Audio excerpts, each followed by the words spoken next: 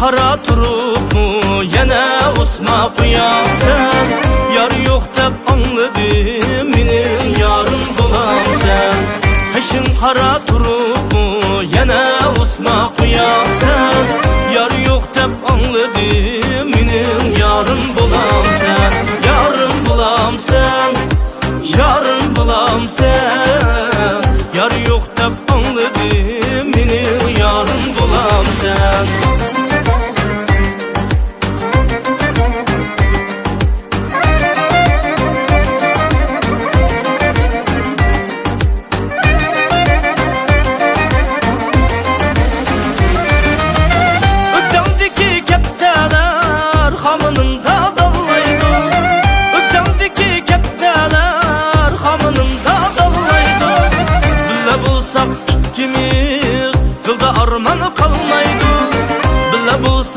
İkimiz dilda arman kalmaydı.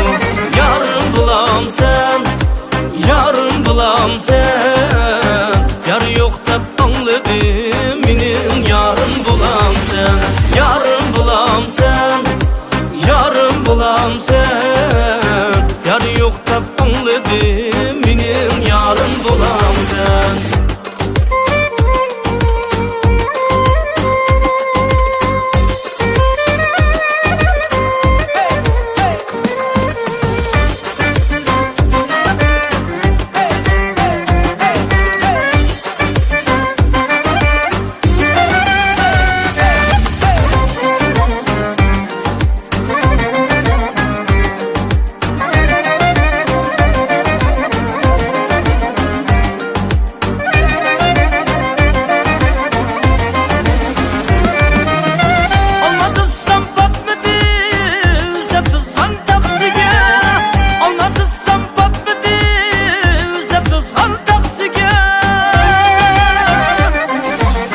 Kösek musun cananım ikimizning baxtiga?